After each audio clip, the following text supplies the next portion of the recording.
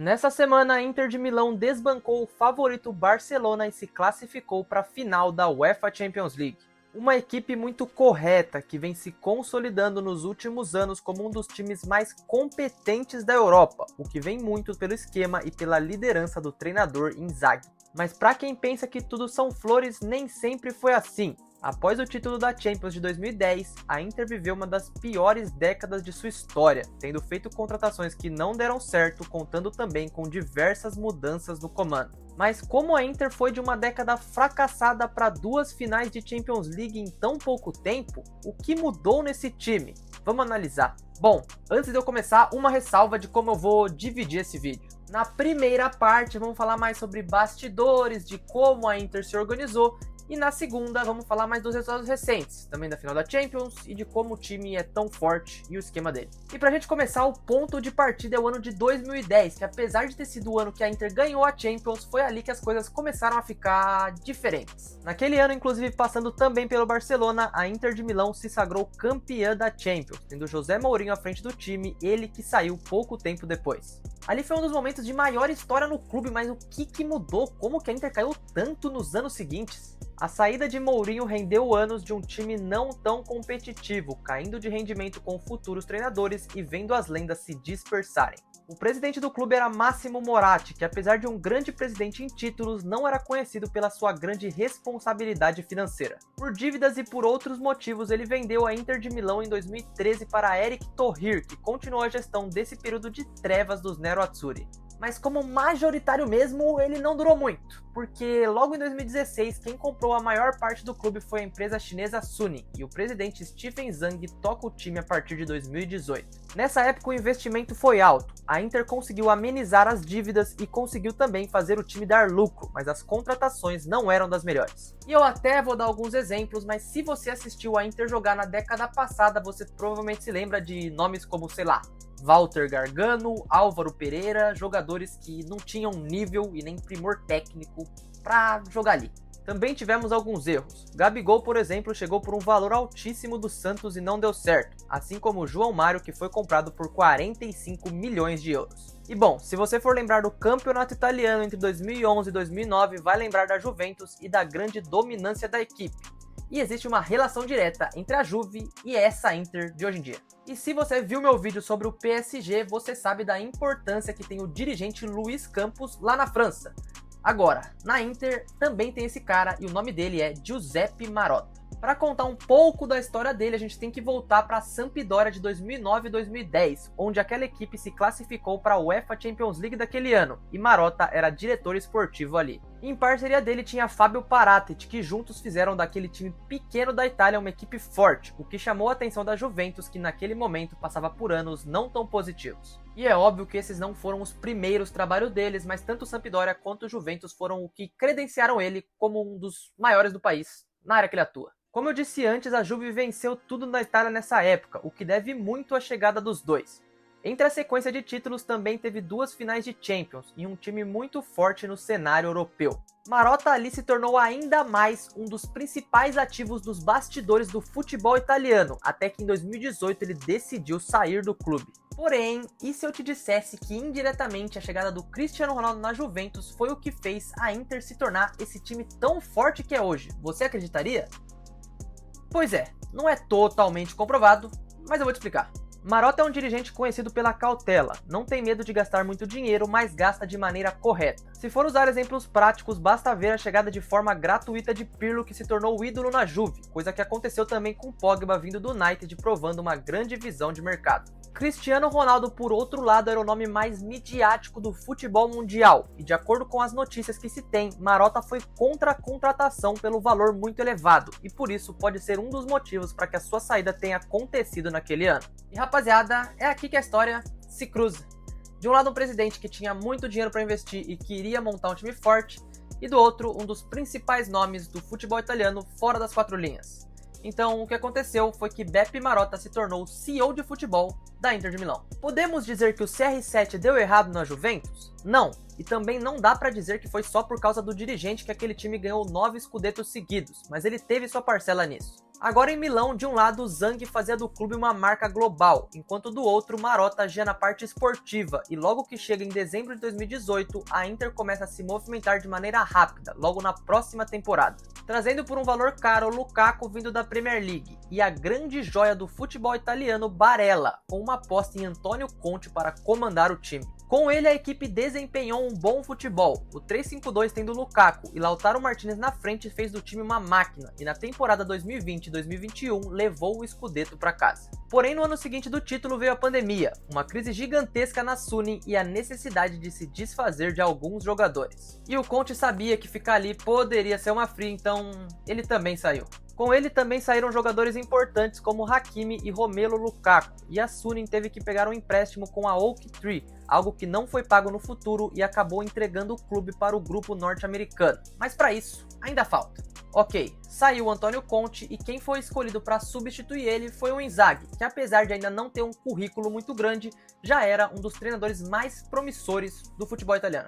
E mesmo nessa crise da pandemia, vamos falar de mercado, porque a Inter se mexeu bem demais. O atacante Dzeko substituiu o Lukaku.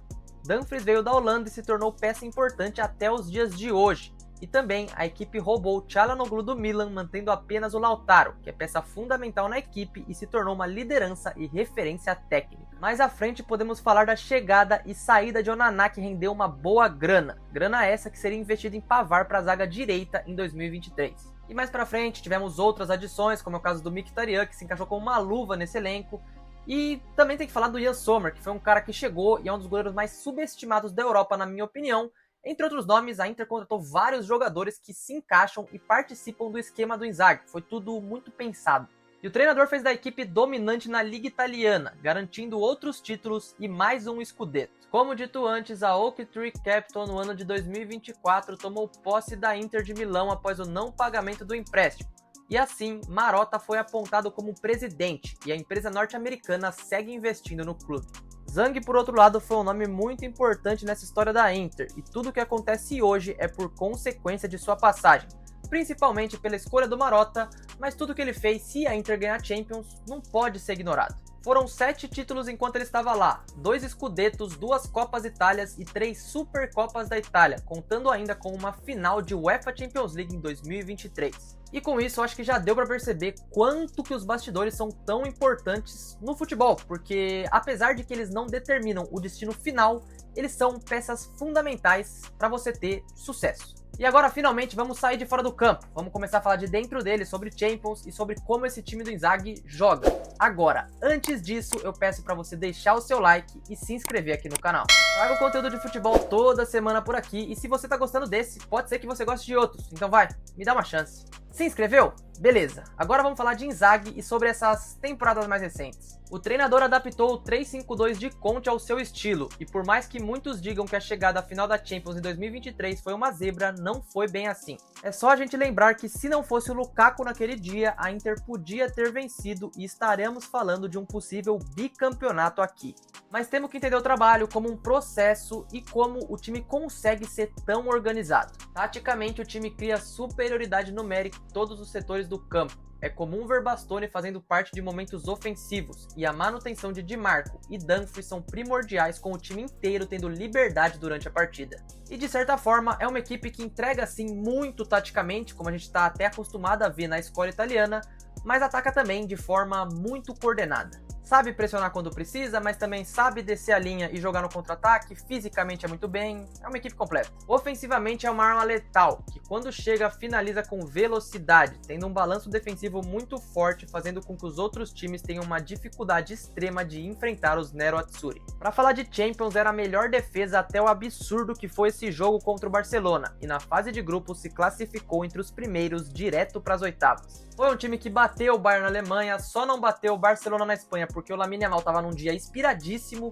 e hoje a verdade é que a Inter sim assusta qualquer time da Europa. E eu tenho também que falar de mentalidade, porque os italianos viram o Barcelona virar o jogo e mesmo assim continuaram conectados na partida. Tomar um gol aos 87 é um banho de água fria, mas ter o Acerbi, que é um dos caras mais experientes desse elenco, marcando o gol foi um roteiro bem legal, e mesmo com todas as adversidades, a Inter não morre em nenhum momento. E nesse jogo tivemos ainda um Lautaro no sacrifício, um Thuram que foi um achado incrível e se adaptou totalmente ao esquema de jogo do Inzaghi, E no meio, para ditar o ritmo, um cara que chama Niccolò Barella. O italiano tem uma qualidade e liberdade no esquema do Inzaghi absurda, se tornando um jogador que suporta muito o time ofensivamente e é mais um que é primordial nesse elenco.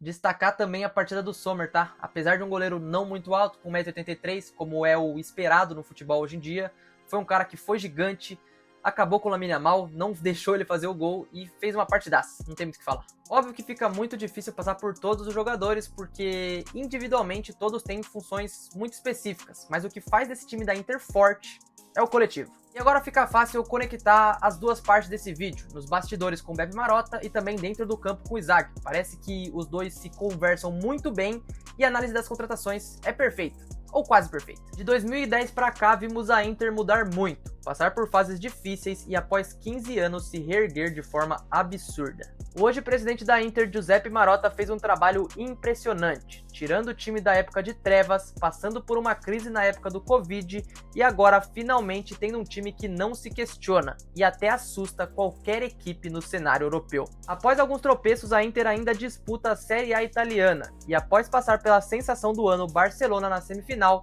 vai pegar o também antes não considerado favorito Paris Saint-Germain na grande decisão da UEFA Champions League. Olha, o Paris fez duas ótimas partidas contra o Arsenal e de certa forma os dois times mudaram suas políticas, cada um de um jeito, durante os anos, então hoje essa chegada na final é merecida. E olha, eu acho muito 50-50 essa final, pode se considerar a Inter como a favorita, mas também é um confronto completamente aberto. Então eu vou pedir para você deixar a sua opinião nos comentários. Se você acha que a Inter é o time favorito, se você acha que o PSG que vai ganhar, e também toda a sua opinião sobre essa história que eu acabei de contar nesse vídeo, porque ele acaba aqui. Por incrível que pareça, deu muito trabalho para fazer a pesquisa para esse vídeo, então eu vou pedir de novo para você deixar o seu like e se inscrever aqui no canal, por favor. Nos segundos finais vai aparecer um outro vídeo que eu fiz sobre o Botafogo de 2025, que tá um desastre até agora, a verdade é essa. E pra mim aquele vídeo tá muito legal e o YouTube não entregou muito bem ele. Então se você se interessar pelo tema, claro, vai lá, porque é um bom vídeo, eu te prometo. No mais, eu acho que é isso. Muito obrigado se você assistiu até aqui. Um grande abraço, valeu, é nóis.